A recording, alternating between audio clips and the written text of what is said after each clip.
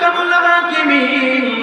আল্লাহ রাব্বুল আলামিন বলেন ইন্নামাল মুমিনুন, নিশ্চয়ই ওই সমস্ত মানুষ মুমিন। সুবহানাল্লাহ কন্যা। ইন্নামাল মুমিনুন আল্লাযীনা ইযা যুকিরাল্লাহ ওয়াজিলাত কুলুবুহুম। আল্লাহ বলেন নিশ্চয়ই ওই সমস্ত মানুষ মুমিন। মুমিনের এক নাম্বার লক্ষণ ওই সমস্ত মানুষ প্রকৃতপক্ষে ঈমানদার, যাদের সামনে আল্লাহ নামের জিকির যখন করা হয়, যখন তারা আল্লাহ আল্লাহ নামের জিকির করে অথবা আল্লাহ নামের জিকির যখন শোনে, তখন তাদের অন্তরের ভিতরে ঝঞ্ঝনা শুরু হয়ে যায়, ভূমিকম্প শুরু হয়ে যায়, আল্লাহ ভীতি প্রদর্শন হয়ে যায়। সুবহানাল্লাহ। আল্লাহ আল্লাহ নামটা শোনার সাথে সাথে প্রকৃতপক্ষে মুমিন যারা, তাদের অন্তর কেঁপে ওঠে। সুবহানাল্লাহ। আল্লাহ বুজুর্গের দিন দেখবেন রাত্র গভীরে বসে বসে আল্লাহ আল্লাহ জিকির করে, বিনা করে না। কেন করে? তারা জানে সত্যিকার অর্থে মুমিন যারা হবে, তারা যখন আল্লাহ আল্লাহ নামের জিকির করবে, তাদের অন্তরের ভিতরে যে গুনার ময়লাগুলো আছে, এই ময়লাগুলো পরিষ্কার হবে, আর আল্লাহ পাক তাদের প্রতি খুশি হয়ে যাবে। সুবহানাল্লাহ। আল্লাহ নামের জিকির করলে আল্লাহ খুশি হবে না? যারা সন্তানের বাবা আছেন ভালো করে বলবেন, আপনার সন্তান যদি মধু মাখা কণ্ঠে আব্বু আব্বু বলে ডাকে, তখন আপনার ভালো লাগেনি? ভালো লাগে না? আমার সন্তান যদি আমার বারবার আব্বু আব্বু বলে ডাকে, তখন আমার ভালো লাগে। 3 দিন হয়েছে আজকে সফরে বের হয়েছি বাবা, ওই নরসিংদী থেকে জমা করে রওনা দিলাম, কিন্তু সন্তানের সাথে কথা বলবার মনে মনে চাই, কিন্তু কেমনে বলবো, এমন ফোন দিয়া বলি, কিন্তু সন্তান যখন মোবাইলে কানে বলে আব্বু আব্বু, অন্তরের মধ্যে যেন ভালো লাগে, শান্তি লাগে। লাগে না? লাগে না?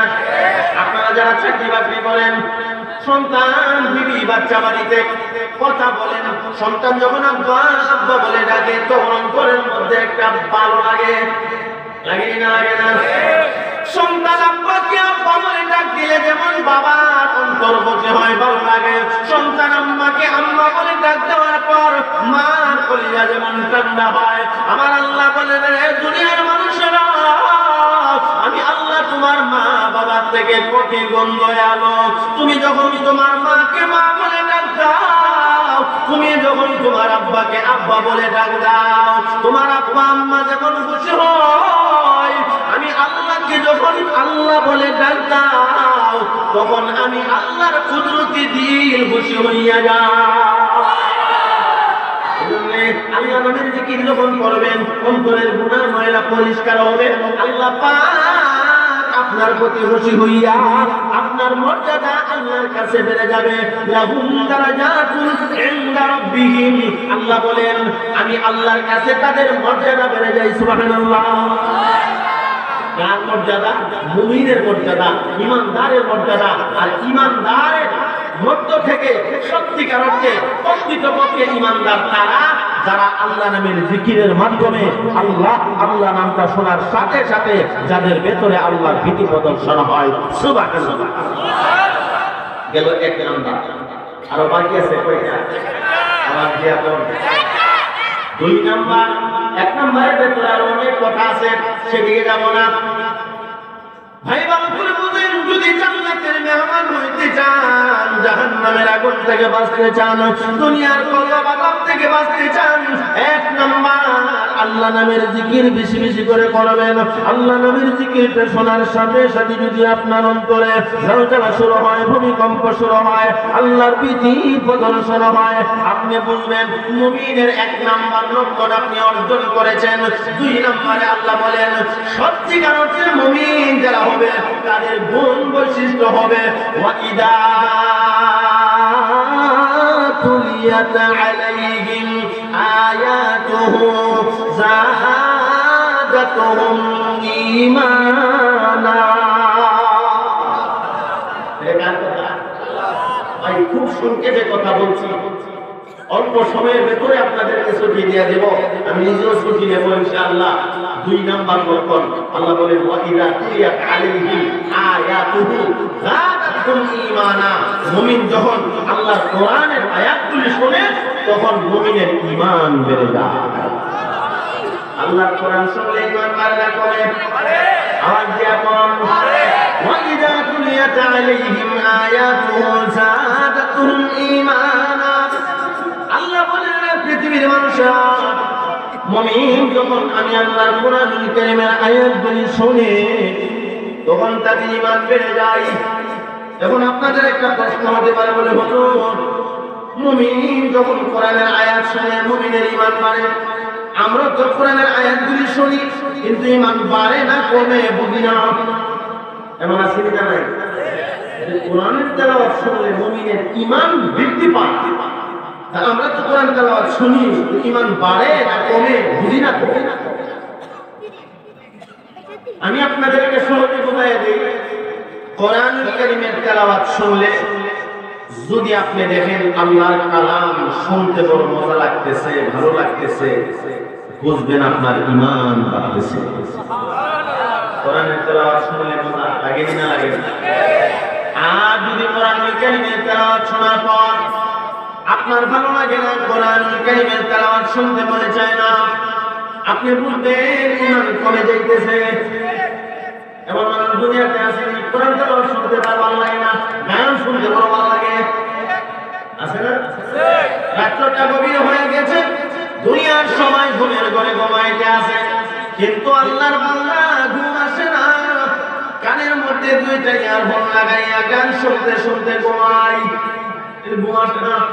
আছে না? নাই না রে ভাই না, অন্তরে কান লাগাইয়া কথাগুলি শোনো যুবক ভাই, মুরব্বী বাবা, আমার পর্দার আলের মা, আজকে রাত্র গভীরে ইয়ারফোন কানে লাগাইয়া গান শুনতে শুনতে তুমি ঘুমাও।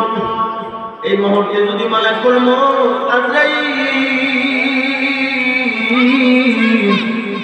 তোমার সামনে চলে আসে, অবস্থাটা কি হবে? তুমি গান শুনতেছ আর ঘুমাইতেছ, আজরাইল তো আসার কোনো টাইম নাই, যে কোনো সময় আসতে পারে। আল্লাহ কখন হুকুম করে ফেলে, তুমি যে গান শুনতেছ এই অবস্থায় আজরাইল যদি চলে আসে, তোমার অবস্থাটা কি হবে? তুমি ঘুমে ধরে না, আল্লাহর কোরআন শুনতে শুনতে ঘুমাও। আর আল্লাহর কোরআন শুনলে যদি মজা লাগে, বুঝবেন ঈমান বাড়তেছে। সুবহানাল্লাহ। কোরআন অনেক জিন্দা মুজিজা, যে কোরআনের তেলাওয়াত শুনলে মানুষের ঈমান বাড়ে না কমে? আমাদের ব্রাহ্মণবাড়িয়া শহরে তাজা একটা তাজা বুঝেননি, জ্বলন্ত প্রমাণ, একটা ছেলে হিন্দু থেকে মুসলমান হয়েছে, আলহামদুলিল্লাহ। আমার শোনায় তারা ওরাই গ্রামের, যখন সে মুসলমান হলো তো খবর পাইয়া আমি গেলাম, গিয়ে তাকে জিজ্ঞাসা করলাম, তুমি কালিমা পড়ে মুসলমান হয়েছো? আলহামদুলিল্লাহ শুনেছি, তো তোমার নাম কি? আমার নাম আব্দুর রহমান। আমি আপনাদেরকে জিজ্ঞাসা করি, কোন হিন্দু ব্যক্তির নাম কি আব্দুর রহমান থাকে? আমি বললাম তোমার নাম তো হিন্দুদের কোন একটা নাম হবে, আব্দুর রহমান তো এটা মুসলমানের সন্তানের নাম। ও হুজুর, আমি গত 3-4 দিন আগে হিন্দু নামে পরিচিত ছিলাম, 3-4 দিন আগে আমি কালিমা পড়ে মুসলমান হয়েছি, যেই হুজুরের কাছে আমি কালিমা গ্রহণ করেছি সেই হুজুর আমার নামটা বদলাইয়া নতুন একটা নাম দিয়েছেন, আমার নাম এখন থেকে মোহাম্মদ আব্দুর রহমান। আমি তাকে জিজ্ঞাসা করলাম, তুমি পূর্বে নাম কি ছিল? আমার পূর্বের নাম ছিল রাখাল পাল। কি পাল? রাখাল পাল।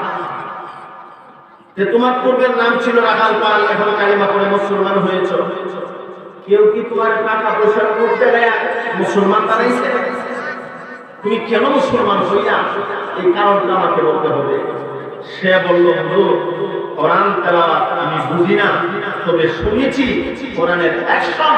যখন থেকে আমি কোরআনের তেলাওয়াত শুনছি, আমি তখন থেকে সিদ্ধান্ত নিয়েছি কালিমা পড়ে মুসলমান হয়ে যাব। তুমি কোরআনের কিছু বুঝো না, তো কেমনে কোরআন শুনলা? আমি হাওয়ারের মধ্যে ছিলাম, পাশে কোথায় মাহফিল হচ্ছিল, মাহফিলে একজন হুজুর ইব্রাহিম আলাইহিস সালাতু ওয়াস সালাম এবং ওনার বাবা আজব ঠাকুর। আজব ঠাকুরের নাম তো জেনে নেবেন, ইব্রাহিম আলাইহিস সালামের আব্বার নাম কি? আজব ঠাকুর। আজব ঠাকুর তাকে এই জন্য, তিনি আজব মূর্তির পূজা করতেন, যেখানে যাইতেন এই মূর্তি কাঁধে উঠে নিয়ে যাইতেন, মানুষ তার নিজস্ব নাম না ডেকে তাকে আজব বলে ডাকতেন। যেমন আমরা দেশে রিক্সা চালাইলে রিক্সাওয়ালার নাম ডাকে না, কয়ে রিক্সা, কয় না কয় না, কলা যদি কেউ বিক্রি করে এ কলা, ঢাকা কলা নিয়ে ওটার নাম কি কলা নাকি অন্য কেউ না ডাকে কলা। আমার ভাই ইব্রাহিম আলাইহিস সালামের আব্বা আজব ঠাকুর, ইতিহাস প্রমাণ করে নাম হলো কাদের, কিন্তু আজব ঠাকুর ডাকে কেন? সে আজব নামক মূর্তির পূজা করতেন, যেখানে যাইতেন মূর্তি কাঁধে উঠে উঠে নিয়ে যাইতেন, এই জন্য সবাই আজব আজব বলে ডাকতেন। এই রাখাল পাঁচ ছেলেটা বলেন, হুজুর ইব্রাহিম আলাইহিস সালাম পয়গম্বর নবী হওয়ার পরেও তার বাবা আজব ঠাকুরকে জান্নাতে নিতে পারবে না কেন? আর ঈমান নাই। কি না? ঈমান না থাকলে জান্নাতে যাওয়ার সম্ভাবনা আছে নাই? মানে একেবারেই নেই। আমি তখন ভাবলাম, একটা হিন্দু ছেলে কালিমা পড়ে মুসলমান হয়েছে একমাত্র কোরআনের জিন্দা বলতে যায়। সুবহানাল্লাহ বললেন। অবাক ঘটনা। তারি বাসির রহমাতুল্লাহি আলাইহি মিশরের জমিনে কনফারেন্সে তেলাওয়াত করেছেন, ৮০,০০০ বেঈমান কালিমা পড়ে মুসলমান হয়ে গেছে। জিজ্ঞাসা করা হয়, আপনারা কালিমা পড়লেন মুসলমান হলেন কেন? তো কোরআনুল কারীমের তেলাওয়াত শুইনা আমরা কালিমা পড়ে মুসলমান হয়ে গেছি। অবাক নেই ঘটনা, কোরআনের তেলাওয়াতে মানুষের ঈমান বাড়ে। আবু জাহেলের নাম শুনছেন আপনারা? আবু জাহেল খুব ভালো মানুষ ছিল, কথা বলেন। আবু জাহেল শয়তানের লিডার। এই আবু জাহেল নবীজি সাল্লাল্লাহু আলাইহি ওয়াসাল্লামের দুশমন ছিল না ছিল না? আবু জাহেল নবীজির দুশমনি করেছেন, আর আবু জাহেলের ছেলে হযরত ইকরামা রাদিয়াল্লাহু তাআলা আনহু নবীজির হাতে ধরে কালিমা পড়ে মুসলমান হয়ে গেছে। কেন মুসলমান হলো? কারণ আছে না? আমি কি কারণটা বলবো? আবু জাহেল বেঈমান, আবু জাহেলের ছেলে নবীজির হাতে ধরে কালিমা পড়ে মুসলমান হলেন কেন? কারণ আছেই না? আল্লামা তাকি উসমানী দামাত বারকাতুহু ওনার রিসালাতে আনছেন, আবু জাহেল নবীজিকে জাদুকর বলেন, বাটপার বলেন, ধোঁকাবাজ বলেন। গভীর মনোযোগ অন্তরের কান লাগাইয়া কথাগুলি শুনুন যুবক। আবু জাহেল নবীজিকে বাটপার বলে, জাদুকর বলে। আবু জাহেলের ছেলে একদিন জাদুকর দেখার জন্য, পাগল দেখার জন্য নবীজির দরবারে গেলেন। আবু জাহেলের ছেলে কোথায় গেছে? আওয়াজ দিয়ে এখন আরো জোরে বলেন। আবু জাহেল বেঈমান, কাফের, নবীর দুশমন। আবু জাহেলের ছেলে নবীজি সাল্লাল্লাহু আলাইহি ওয়াসাল্লামের কাছে গেলেন। কেন গেলেন? আবু জাহেলের ছেলে এই কথা মনে মনে ভাবে, আমার আব্বা আবু জাহেল নবীজিকে পাগল বলে, জাদুকর বলে। পাগলটা কেমন, জাদুকর কেমন, একটু দেখে আসি। সুবহানাল্লাহ। আর জোরে সুবহানাল্লাহ। আবু জাহেলের ছেলে নবীজি সাল্লাল্লাহু আলাইহি ওয়াসাল্লামের দরবারে গেলেন, গিয়ে দেখে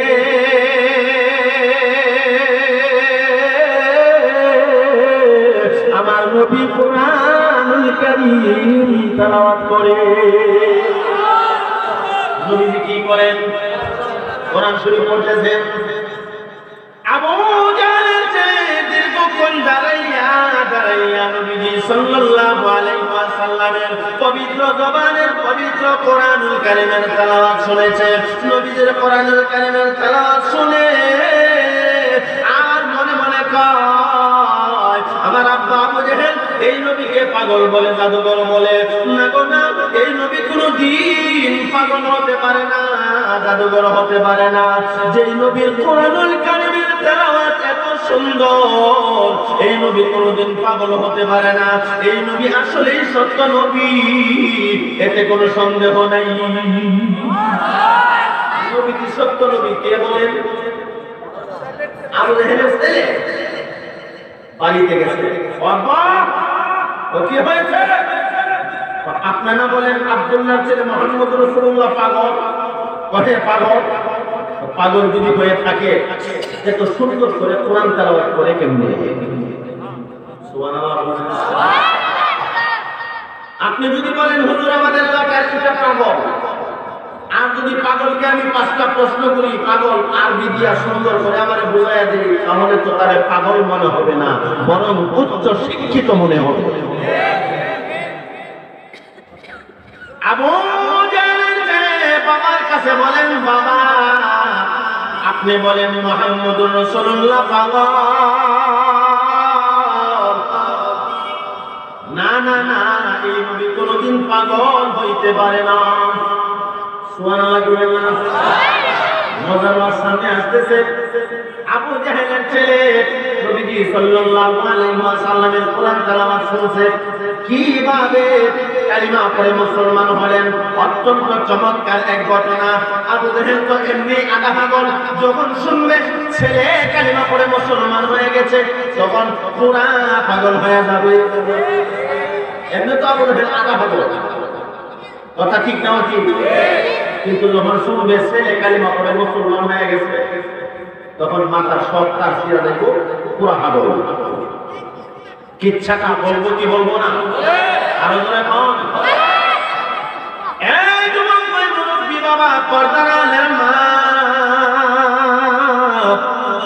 কোরআনুল কারীমের জিন্দা মুজেজা।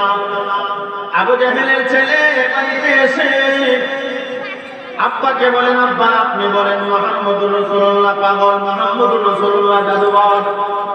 কিন্তু না, ওনার কোরআনুল কারীমের তেলাওয়াতে প্রমাণ হয় উনি আসলেই সত্য নবী। ছেলে বলেন নবী মুহাম্মদুর রাসূলুল্লাহ পাগল হতে পারে না, সত্য নবী। বাবা আবু জাহেল বলেন মুহাম্মদুর রাসূলুল্লাহ পাগল। দুইজনে মিলে কথা বলতে বলতে এক পর্যায়ে আবু জাহেলের ছেলে বলেন, আব্বা তাহলে প্রমাণ হয়ে যাক মুহাম্মদুর রাসূলুল্লাহ সত্য নবী নাকি আসলে পাগল, এটা প্রমাণ হয়ে যাক। আমার কথা কি বুঝতেছেন? বাবা ছেলে দুজনে মিলে কথা চূড়ান্ত করলেন, প্রমাণ হয়ে যাক। আবু জাহেলের ছেলে বলেন, কিভাবে প্রমাণ করা যায় মুহাম্মদুর রাসূলুল্লাহ পাগল নাকি আসলে নবী? আবু জাহেল কতক্ষণ চিন্তা করে বলেন, পাইছি। বলে কি পাইছেন? তুমি মুহাম্মদুর রাসূলুল্লাহর কাছে যাইবা, গিয়ে বলবা ওই যে দেখা যায় একটা দরিয়া, নদী, নদী ওই পারে অনেকগুলি পাথর আছে। মুহাম্মদ যদি একটা পাথরকে ডাক দেয় আর পাথরটা যদি মুহাম্মদের ডাক শুনে না নদী পার হয়ে এই পারে চলে আসে, তাহলে মুহাম্মদুর রাসূলুল্লাহ সত্য নবী।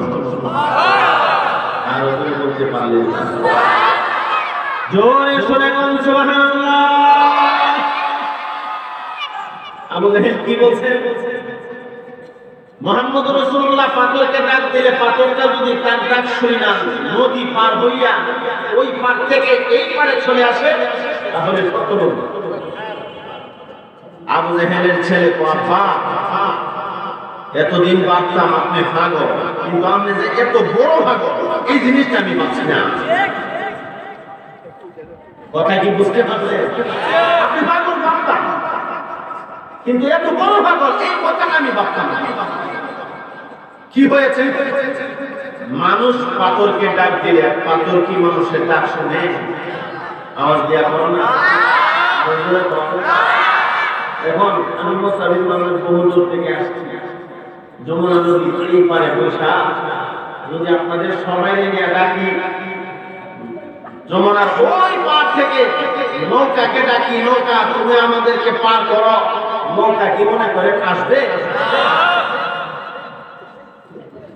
আবু জাহেল ছেলে নবীজি সাল্লাল্লাহু আলাইহি ওয়াসাল্লাম সত্য নবী প্রমাণ করতে চায়, আর আবু জাহেল কয় নবী মুহাম্মদুর রাসূলুল্লাহ সাল্লাল্লাহু আলাইহি ওয়াসাল্লাম নাকি পাগল জাদুকর। এই জন্য বলে দিলেন তুমি যাও, যদি মুহাম্মদুর রাসূলুল্লাহ পাথরকে ডাক দিলে পাথর মুহাম্মদের ডাক শুই না এই পারে আসে, তাহলে মনে করবা সত্য নবী। আবু জাহেলের ছেলে বলে না, এটা তো কোন ভালো মানুষের কথা হতে পারে না। মানুষ যদি পাথরকে ডাক দেয়, পাথর তো মানুষের ডাক শুনে না। আবু জাহেল যদি নবী সত্য হয়, তাহলে পাথরে মুহাম্মদ নবীর ডাক শুনবে। এই কথাটা আবু জাহেল সত্য বলেছে। নবী যদি সত্য হয়, পাথরে ডাক দিয়ে, নবীজি পাথরকে ডাক দিয়ে, ডাক পাথর শুনবে কি শুনবে না? আওয়াজ দিয়া বল না। আমার ভাই আবু জাহেলের ছেলে বলেন, আব্বা আমি যাব, মুহাম্মদ রাসূলুল্লাহ যদি পাথরকে ডাক দেওয়ার পর পাথর দরিয়া পাড়ি দিয়া এই পারে চলে আসে, আমি কিন্তু কালিমা পড়ে মুসলমান হয়ে যাব। আগে সত্যি ধীরে নিই, সত্যি হলো যদি মুহাম্মদ রাসূলুল্লাহ পাথরকে ডাক দেওয়ার পর পাথর ওই পার থেকে এই পারে চলে আসে, আমি কিন্তু কালিমা পড়ে মুসলমান হয়ে যাব। আবু জাহেল সর্বোপরি চুক্তি করে নবীজির দরবারে চলে গেলেন, সালাম দিয়া বলতে শুরু করলেন, ইয়া রাসূলুল্লাহ, ইয়া হাবিবাল্লাহ, ও আল্লাহর পয়গম্বর, আমি আবু জাহেলের ছেলে এসেছি আপনাকে পরীক্ষা করবার জন্য। ও নবীজি, আপনি সত্য নবী নাকি মিথ্যা নবী? আপনি কি পাগল, আপনি কি জাদুঘর নাকি ভালো, এটা বুঝবার জন্য আপনাকে পরীক্ষা করতে চাই। এই যে নদী দেখা যায়, দরিয়া দেখা যায়, ওই নদীর ওই পারে অনেকগুলি পাথর দেখা যায়। আপনি একটা পাথরকে ডাক দিবেন, আর এই পাথরটা যদি আপনার ডাক শুই না ওই পার থেকে এই পারে চলে আসে, আমি মনে করব আপনি সত্য নবী, আমি কালিমা পড়ে মুসলমান হয়ে যাব। নবী সাল্লাল্লাহু আলাইহি সাল্লাম বলেন, রে আবু জাহেলের ছেলে, যদি পাথরকে ডাক দেওয়ার পর পাথর চলে আসে, তুমি বলতেছো কালিমা পড়বা মুসলমান হয়ে যাইবা, তবে পাথর আসার পর তুমি আবার আমাকে জাদুঘর বলো। আবার আমার জাদুঘর বলো, কারণ তোমার আব্বা আবু জাহেল আমাকে বহুবার জাদুঘর বলেছে, বারবার বলেছে। আবু জাহেল বলছে কি বলে নাই? আবু জাহেল গর্ত বানাইছে আমার মুরগি মেরে ফেলার জন্য। নাউজুবিল্লাহ বলবেন না। এই গর্তের ভিতরে নিজেই পড়ে গেছে, লম্বা হওয়াকে আসে নিয়ে যাচ্ছি না। আবু জাহেল গর্তের ভিতরে পড়ে গেল। নবীজি সাল্লাল্লাহু আলাইহি সাল্লাম এসে বলেন, চাচা এখানে গর্ত ছিল না, গর্তটা বানাইলো কে? আমি বানাইছিলাম। কেন বানাইছিল? নিজে বানাইয়া নিজে আবার পড়ে গেলেন। ও বানাইছিলাম তোমাকে মারার জন্য, এখন নিজেই পড়ে গেছে। বর্ষের বানাইছে এবং মরে। আবু জাহেল কয়, ভাতিজা গর্তের ভেতরে পড়ে গেছি, উঠতে পারতেছি না, মেহরবানি করে আপনি উঠান। নবীজি সাল্লাল্লাহু আলাইহি সাল্লাম বলেন, উঠাবো, শর্ত হলো আপনি কালিমা পড়তে হবে, মুসলমান হতে হবে। সুবহানাল্লাহ। চাচা আপনি যদি কালিমা পড়েন মুসলমান হয়ে যাবেন। আমি কালিমা, আপনি কালিমা পড়লে মুসলমান হলে আপনাকে গর্ত থেকে আমি উঠাবো।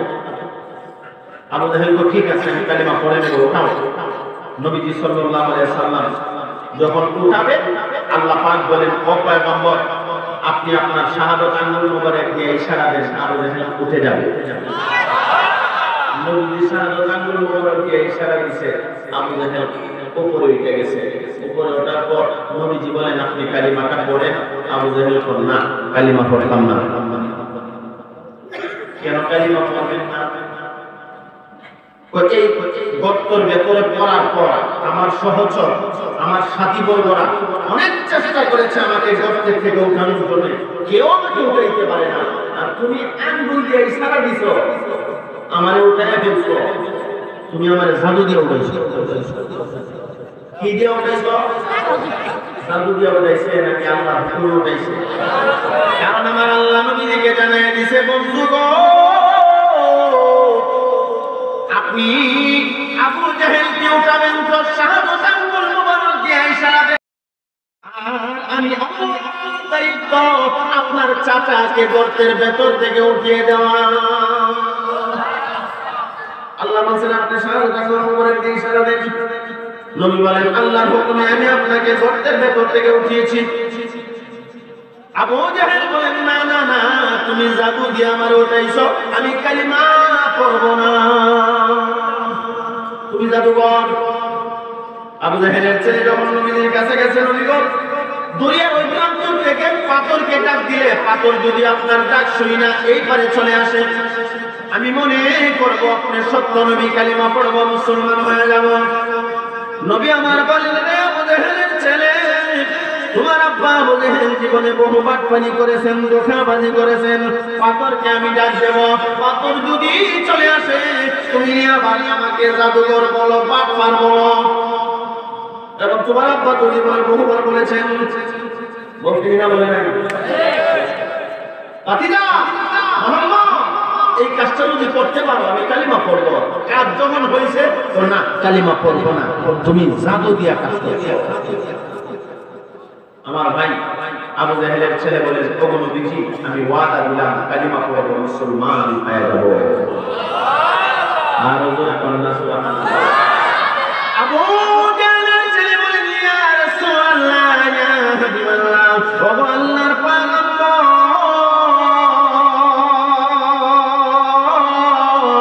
আমি ওয়াদা দিলাম কালিমা পড়ব, মুসলমান হয়ে যাব। আমি আমার আব্বা আবু জাহেলের মতো বাটপারি করব না, ধোঁকাবাজি করব না। এমনি নবীজি সাল্লাল্লাহু আলাইহি ওয়াসাল্লাম আল্লাহর দরবারে দুইটা হাত মোবারক উঠাইয়া মুনাজাত দিয়া বলতে শুরু করলেন, ওগো মাওলা কারীম,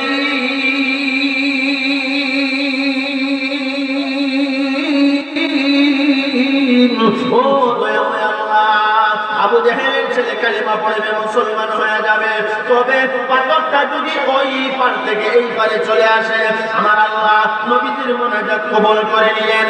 জিবরাইল আমিনকে ডাক দিয়া জানায়া দিলেন, ওরে জিবরাইল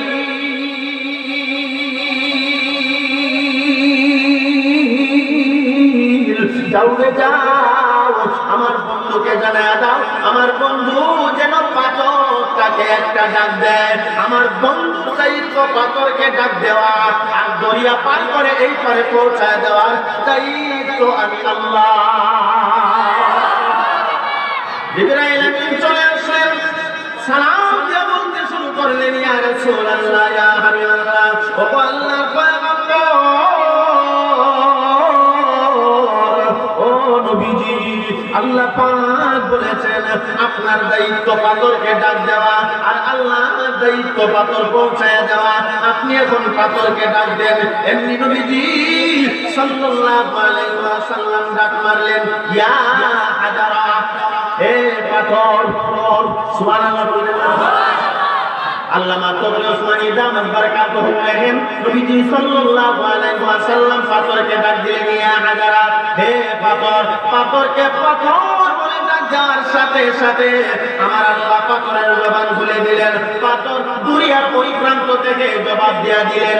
আল্লামা তবরি ওসমানী লেখেন, পাথর নবীজির ডাকে জবাব দিয়া বলেন, লাব্বাইকা ইয়া রাসূলুল্লাহ, ও আল্লাহর পয়গম্বর আপনি বলুন আমি কি করতে হবে।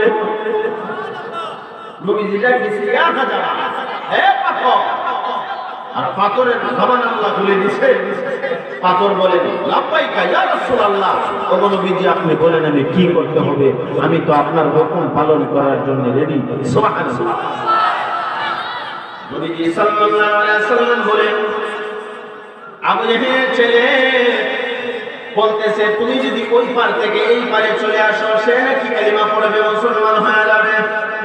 সুবহানাল্লাহ বলুন না, আর জোরে পড়ুন। নবীজি সাল্লাল্লাহু আলাইহি ওয়াসাল্লাম এই কথা বলার সাথে সাথে পাথরটা নিজের গন্তব্যস্থান ছেড়ে দিয়া পানির উপরে ভাসতে শুরু করেছেন। পাথরটা ভাসমান, ভাসতেছে আর এই পারের দিকে আসতেছে। সুবহানাল্লাহ। আরে আস্তে আস্তে আসে না, আল্লামা তকি উসমানী লেখেন স্পিড বোট বা নৌকার মতো এত স্পিডে আসতেছে, পাথর খুব স্পিডে আসতেছে আর পাথর স্লোগান দিচ্ছে। কি স্লোগান? পাথর বলতেছে আশহাদু আল্লা ইলাহা ইল্লাল্লাহু ওয়া আশহাদু আন্না মুহাম্মাদান আবদুহু ওয়া রাসূলুহু। পাথর নদী পার হইয়া আসে, পানির উপরে দিয়া না নিচে দিয়া? আওয়াজ দিয়া উপরে দিয়া তো আসতেছেন। পাথরের স্বভাব কি পানির উপরে দিয়া বাসা নাকি পানির নিচে চলে যাওয়া? আবু জাহেলের ছেলেটাকে দেখে জীবনে কত আশ্চর্য ঘটনা দেখলাম, কিন্তু পাথর পানির উপরে ভাসমান, পাথর পানির উপরে দিয়া বাসতে পারে এমন আশ্চর্য ঘটনা কোনোদিন দেখি নাই।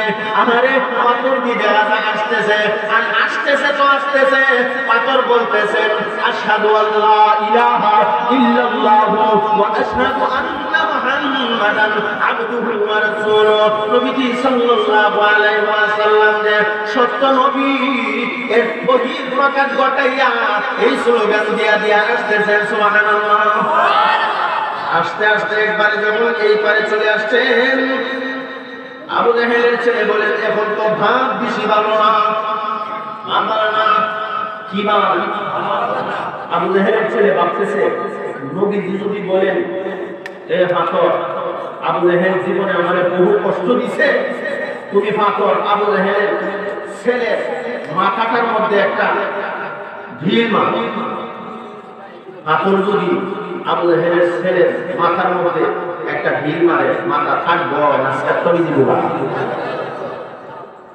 ভাবতেছে অবস্থা বেশি ভালো না, সেই পাথর পানির উপরে দিয়া বাসে, এটা যদি মাটির উপরে দিয়া আইসা আমার কেলার মধ্যে একটা মারে, সব করে আমি শেষ।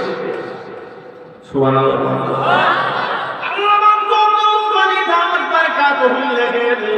আবু জাহেলের ছেলে আশ্চর্য হয়ে গেছে, তাকায় দেখে পাথর যেন কথা বলে মানুষের মতো কথা। আমার নবীজির সামনে পাথর দাঁড়ায় গেছে। ওগো নবীজি, আমি পাথর হাজির হয়ে গেলাম, আপনি বলেন আমি কি করতে হবে? আমাদের নবী সরকারে দো আলম নবী মুহাম্মদুর রাসূলুল্লাহ সাল্লাল্লাহু আলাইহি ওয়াসাল্লাম বলেন পাথর, আবু জাহেলের ছেলে আমি নবীকে চিনতে পারবো না, আমি নবী সত্য নবী নাকি বন্য নবী বোঝায়া দাও। এমনি পাথরটা আবু জাহেলের ছেলেকে লক্ষ্য করে বলেন, আবু জাহেলের ছেলে, তোমার আব্বা আবু জাহেল যদিও নবীজিকে চিনতে পারে না, তুমি কিন্তু চিনতে ভুল করবে না। আমি পাথর সাক্ষী দিয়া দিলাম এই নবী কোনোদিন পাগল হতে পারে না, এই নবী কোনোদিন জাগদর হতে পারে না, এই নবী কোনোদিন বন্য নবী হতে পারে না। আমি পাথর সাক্ষী দিয়া দিলাম নবী মুহাম্মদুর রাসূলুল্লাহ সাল্লাল্লাহু আলাইহি ওয়াসাল্লাম সত্য নবী। আর একটা মুহূর্ত দেরি করবে না, যাও যাও যাও নবীজির কদম মোবারকে পড়িয়া কালিমা পড়ে মুসলমান হয়ে যাও। আবু জাহেলের ছেলে একটা দূর মেরে আমাদের নবীদের কদম মোবারকে পড়ে গেলেন, কান্না জড়িত কণ্ঠে বলেন, নবী গো, আমি ভুল করেছি, অন্যায় করেছি, অপরাধ করেছি, আর একটা মুহূর্ত দেরি না, এই মুহূর্তে আপনি আমার কালিমা পড়ে মুসলমান বানায়া দিন। ও নবীজি, আমি আর দেরি করতে চাই না। এমনি নবীজি সাল্লাল্লাহু আলাইহি ওয়াসাল্লাম আবু জাহেলের ছেলেকে কালিমা পড়াইয়া মুসলমান বানায়া দিল। নবীজি আবু জাহেলের ছেলেকে পড়াইয়া দিলেন লা ইলাহা ইল্লাল্লাহু মুহাম্মাদুর রাসূলুল্লাহ সাল্লাল্লাহু আলাইহি ওয়াসাল্লাম কালিমা পড়াইয়া মুসলমান বানায়া দিলেন। নতুন একটা নাম রাখলেন, এখন থেকে তোমার নাম হযরত ইকরামা রাদিয়াল্লাহু তাআলা আনহু। সুবহানাল্লাহ বলেন। তোমার নাম এখন থেকে হযরত ইকরামা, তুমি এখন থেকে আমার সাহাবী ইকরামা রাদিয়াল্লাহু তাআলা আনহু। কান্না করে আর বলেন, ইয়া রাসূলুল্লাহ, ইয়া হাবিবাল্লাহ, ওগো আল্লাহর পয়গম্বর, আপনি ভাবতেছেন পাথর এসেছে এই জন্য আমি কালিমা পড়েছি। নবীজি বলেন, হ্যাঁ, তুমি না পড়ো না, পাথর আসলে কালিমা পড়বা, মুসলমান হয়ে যাইবা। আবু জেহেলের ছেলে বলেন, না গো নবী না, পাথর এসেছে এই জন্য আমি কালিমা পড়েছি।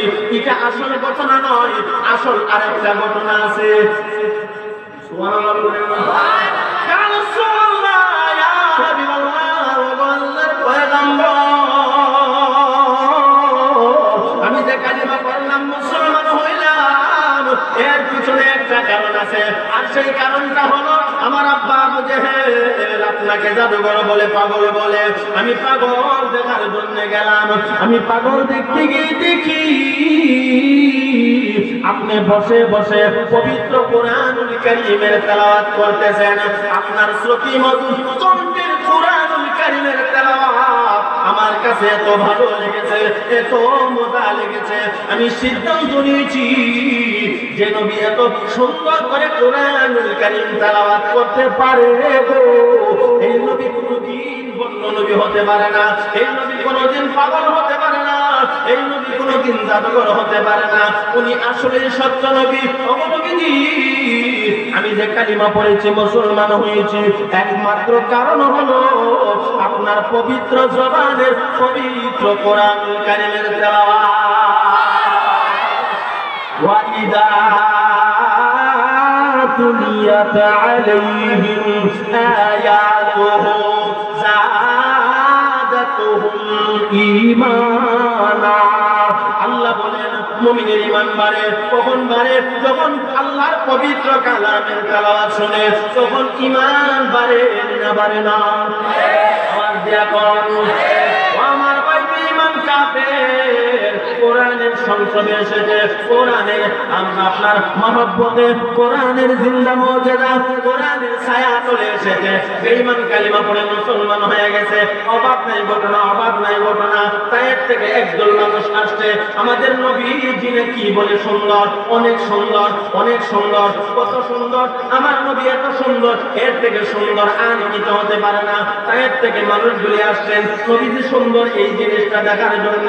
এরা আয়েশা দেখে নবীজি বসে বসে কোরআনুল কারীম তেলাওয়াত করে, নবীজির কোরআনুল কারীমের তেলাওয়াত শুনি না, তায়ের থেকে আসা সব মানুষগুলি কালিমা পড়ে মুসলমান হয়ে যায়। আমার ভাই, কোরআনের জিন্দা মুজিজা, ঘটনা অভাব নাই। এটা এমন এক কোরআন, যেই কোরআনের এই কোরআন তো সেই কোরআন, যেই কোরআনটা আপনাদের সব উত্তর পাড়া মার্কাজুস সোফা আল ইসলামিয়া মাদ্রাসায় পড়ানো হয়। কথা ঠিক না বেটি? এই যে দুজন ছাত্রকে পাঠি দেওয়া হইল, এরা তো আল্লাহ পবিত্র কালাম 30টা পারা তাদের সিনার মধ্যে জায়গা করে গেছে। আর জায়গা করে নেওয়াতে লাভ হয়েছে না লস হয়েছে? শুধু এই বাচ্চাগুলি লাভ হয় না, আপনারা যারা এই মাদ্রাসার সাথে সম্পর্ক করেছেন আপনাদেরও লাভ আসেনি না নাই? বাচ্চাগুলি কোরআনে হাফেজ হয়েছে, তাদেরও লাভ। আপনারা যারা সহযোগিতা করেছেন, দান খয়রাত করেছেন, মাদ্রাসার সাথে সুসম্পর্ক করেছেন, যারা জায়গা দিয়া, টাকা পয়সা দিয়া, শ্রম দিয়া এই মাদ্রাসা প্রতিষ্ঠিত করেছেন, আপনাদেরও লাভ আছে না নাই? কি লাভ? একটা লাভের কথা কইয়া ওয়াজটা শেষ করে দেই। একটা লাভের কথা বলে শেষ করে দেব। হয়েছে ছাত্ররা, এদের লাভ, কিন্তু আপনাদের কি লাভ হয়েছে এই লাভটা বলে শেষ করব। তবে আমার আসল ওয়াজটা হয়েছে, আসল ওয়াজটা হলো আবু জেহেল আগা পাগল যখন শুনবে সন্তান কালিমা পড়ে মুসলমান হয়েছে, হয়ে যাবে পুরা পাগল। কেমন পাগলটা হবে, আবু জেহেলের অবস্থাটা কি হবে, সামনে চমৎকার ওয়াজ আছে ইনশাআল্লাহ, ওয়াজ হবে। আপনারা কি রাজি আছেন? সবাই রাজি আছেন? আমার কিন্তু ইঞ্জিন গাড়ি গরম দিচ্ছে। এখন দেখবেন ওয়াজ কিছু কাছে ওই তো না, ওই তো না, জীবনের প্রথম আসছি আর আসি না, না আসি জানি না, আসি না মরি তাও জানি না, ওয়াজ আজকা ওই তো না, ওই তো না। আমাদের এখন হবে কি হবে না? সবাই রাজি আছেন? এর আমি না হাত তুলে দেব।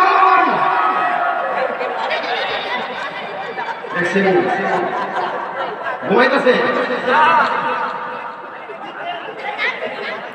আল্লাহ, আমি আপনাদেরকে বলেছিলাম অল্প কয়েক মিনিট আলোচনা করব, তো অল্প বলতে যে সময়টুকু চলে গেছে, এখন আপনার অনুমতি দিলে আর অল্প কয়েক মিনিট বাড়াই নাকি দোয়া করে দিতাম? পিছনে যারা দাঁড়িয়ে গেছেন আপনারা কি কোনো অল্প কিছু বাড়াবো না শেষ করে দেবো? ওই যে দাঁড়িয়ে গেছেন আপনারা কি কম দাঁড়িয়ে আছে সত্য আমার সাথে মুসাফা করে নেমে যাই। এখন তো বিপদ হচ্ছে তা এরা আসছে যে হুজুরের সুরের বাপটা বুঝে যদি সুরটা ভালো হচ্ছে কিছু শুনবো আর না হয়ে চলে যাবো। ঠিকই মেরা দোস্ত বুজুর্গ ওই যে হিদিকে বসতেছে ও আমার সাথে মুসাফা করছে, তখন সেখানে গিয়ে আর কোন আমল করার সুযোগ নাকি কবরে গিয়া আর কোন আমল করা কবর দেশে যাবেন, যাওয়ার পর যদি বলেন আমি নবীর কোরআন সারা দিন রাত 24 ঘন্টা খালি কোরআন শরীফ পড়তে পারবেন, কবর দেশে গেলে কোনো সওয়াব হবে না। কথা ঠিক না বেশি? আল্লাহ রাসূল সাল্লাল্লাহু আলাইহি ওয়াসাল্লাম বলেন উম্মতের দল, তোমরা যখন কবরে যাইবা, কবরে যাওয়ার পর নিজে কোনো আমল করতে পারবা না, সমস্ত আমলের দরজা বন্ধ। বন্ধ না বন্ধ না? কিন্তু 7 প্রকারের আমল যদি দুনিয়ার জমিনে চালু করে যেতে পারো, তুমি কবরে শুয়ে শুয়ে এই সদকা জারিয়ার সওয়াব পাইবা। আমার ভাই, আমরা সবাই মুমিন, কথা ঠিক না ঠিক? মুমিন আমরা। আল্লাহ রাসূল বলেন ইন্না মিম্মা ইয়ারহাকুল মুমিনা মিন আমালিহি ওয়া হাসানাতিহি বাদা মাউতিহি। মুমিন যখন দুনিয়া থেকে বিদায় হয়ে যায়, মুমিনের সমস্ত আমল বন্ধ হয়ে যায়, সে আর নিজে কোনো আমল করতে পারে না। তবে কিছু সদকা জারিয়া আছে, সে কবরে চলে গেল, তার কবরে সওয়াব হইতে থাকে। এটা কি আমার কথা না, নবী বলেছেন? وقال النبي صلى الله عليه وسلم عن أبي هريرة رضي الله تعالى عنه قال قال رسول الله صلى الله عليه وسلم إن مما يلحق المؤمن من عمله وحسناته بعد موته علما علمه ونشره। আল্লাহ রাসূল সাল্লাল্লাহু আলাইহি ওয়াসাল্লাম বলেন, মুমিন যখন দুনিয়া থেকে বিদায় হয়ে যায়, মুমিনের নিজে আর কোনো নেক আমল করতে পারে না, সমস্ত নেক আমলের দরজা বন্ধ। তবে সে যদি দুনিয়ার জমিনে একটা কাজ করতে পারে, সেই কাজটা হলো ইলমান আল্লামাহু ওয়া নাশারা। আল্লাহ রাসূল বলেন, সে যদি দুনিয়ার জমিনে ইলম শিখতে পারে, অপরকে শিখাইতে পারে, ইলমের প্রচার প্রসার করতে পারে, এই ইলমের প্রচার প্রসার করলে পরে তার কবরে সদকা জারিয়ার সওয়াব যাইতে থাকবে। সুবহানাল্লাহ। এই ইলম দ্বারা ইলমান আল্লামাহু ওয়া নাশারা ব্যাখ্যাতে পড়েছি, এই ইলম দ্বারা আল্লাহ কোরআনের ইলমকে বুঝাইছেন। সুবহানাল্লাহ। যারা কোরআন শিখছে, অপরকে শিখাইছে, এরা যখন কবরে যাবে, এই সদকা জারিয়ার সওয়াবটা কবরে পৌঁছে যাবে।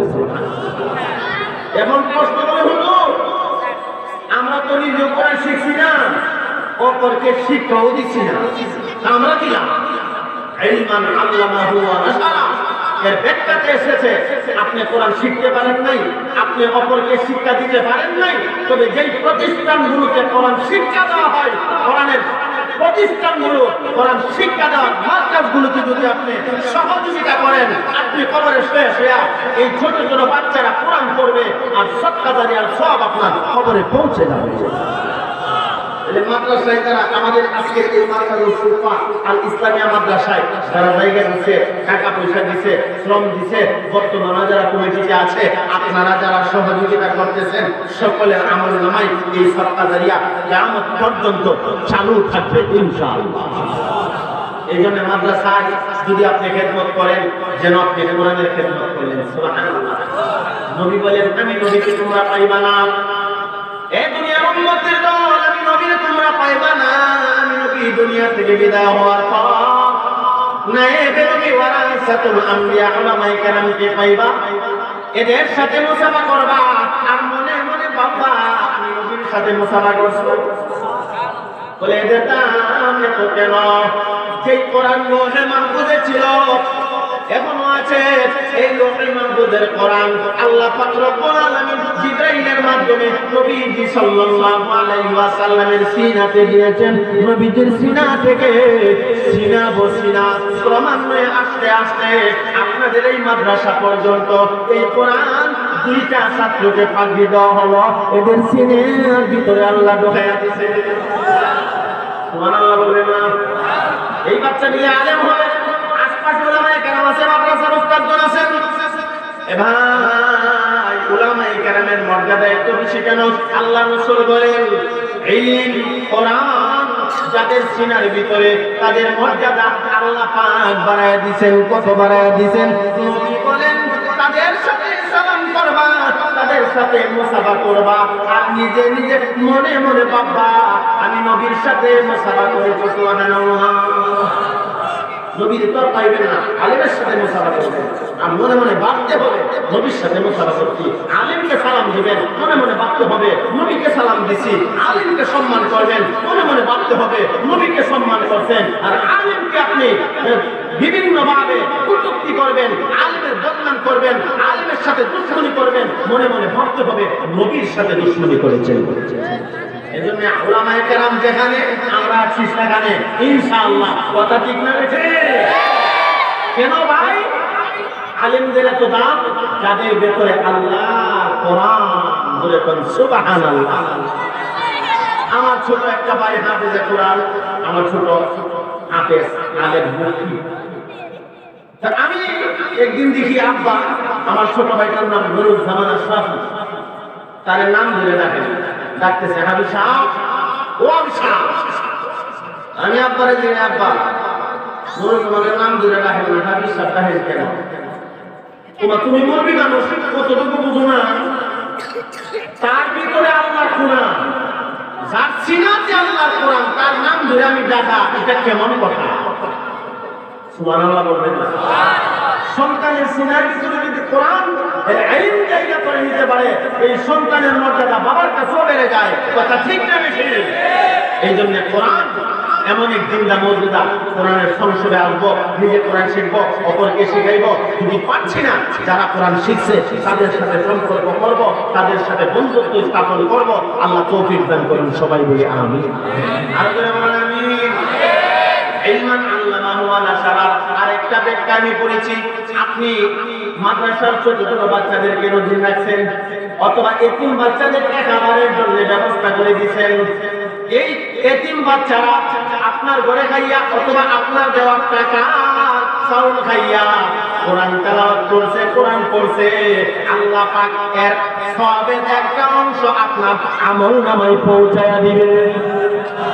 এই জন্য ভাই ইলমের প্রচার প্রসার আমাদেরকে ভিন্ন সিস্টেমে করতে হবে। আল্লাহ তৌফিক দান করুন। সবাই বলি আমিন। আরো জোরে বলেন আমিন। দুই নাম্বার ওয়ালাদান সালিহান তারাকা। আল্লাহ রাসূল বলেন উম্মতের দল, তুমি যখন দুনিয়া থেকে বিদায় হয়ে যাইবা, তোমার সন্তান যদি দুনিয়া থেকে নেককার হয়, এই নেককার সন্তান তোমার জন্য সদকা জারিয়া। আপনি দুনিয়া থেকে বিদায় হয়ে যাবেন, আপনার সন্তান যদি নেককার হয়, এই নেককার সন্তান আব্বা আম্মার জন্য দোয়া করবে। এই দোয়ার বিনিময়ে মহান আল্লাহ মা বাবার কবরের আযাব বন্ধ করে দিবে। এখানে যারা আছে মা বাবা কবরে আছে না নাই? কার কার মা বাবা কবরে আছে না তুলে দেখান তো দেখি। অনেকের মা নাই, অনেকের বাবা নাই, অনেকের মা বাবা উভয়জন নাই। কার কার মা বাবা নাই একটু হাত তুলে আল্লাহরে দেখান। ও মাওলা কারীম, আপনি কুদরতি নজর দিয়া দেখেন। অনেকে হাত উঠাইছে যাদের মা নাই, অনেকের বাবা নাই, আবার অনেকের মা বাবা উভয়জন করে শুয়ে আছে। আজকের মাহফিলে যারা হাত উঠাইছে সকলের আব্বা আম্মার কবরে তুমি জান্নাতের বাগান বানায়া দাও। সকলে মহব্বতের সাথে বলুন আমিন। আর বলুন আমিন। আর যাদের মা বাবা আছে আল্লাহ পাক সকলের আব্বা আম্মার হায়াতের মধ্যে বরকত দান করে না।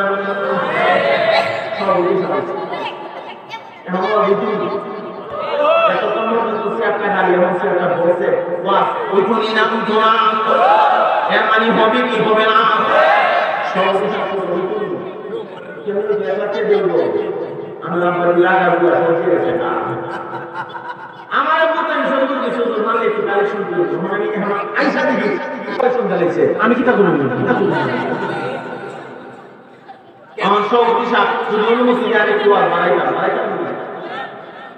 আর একটু কথা নির্দেশ করে দিতাম সভাপতির মানে কি বলছি আমরা সবাই নেতা আছি বুঝুন না আমি অনুমতি দিলে একটু বাড়াই দিলে জয়মান আছে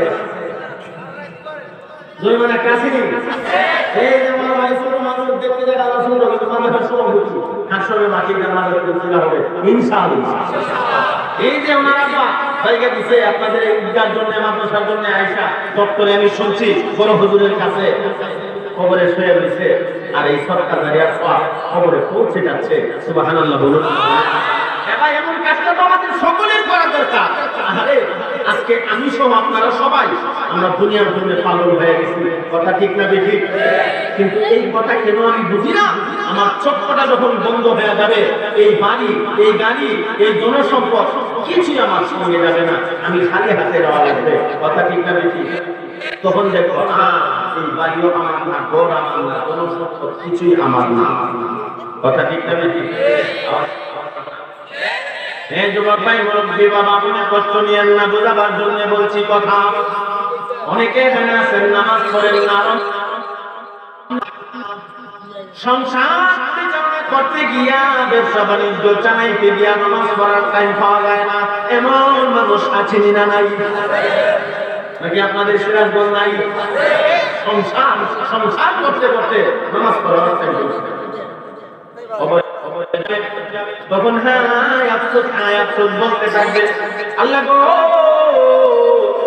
আমার যদি আবার দুনিয়াতে দাও আর কোনদিন নামাজ ছাড়তাম না আর কোনদিন আমি রোজা ছাড়তাম না হারাম খাইতাম না কিন্তু খবর থেকে আর আসার কোনো সুযোগ থাকবে না কথা ঠিক না অন্তরে কান লাগায় কথাগুলো শুনেন আমরা তো ব্যাগ করে বুঝছি যদি প্রকৃতপক্ষে আমি আপন মন হইতাম আমি যে কবরে যাব এই কবরে গিয়ে কেমনে থাকবো এই চিন্তা আমার মাথায় ঢুকাইতাম কথা ঠিক না বেশি যেমন আমার সবুজ সাহেব আব্বা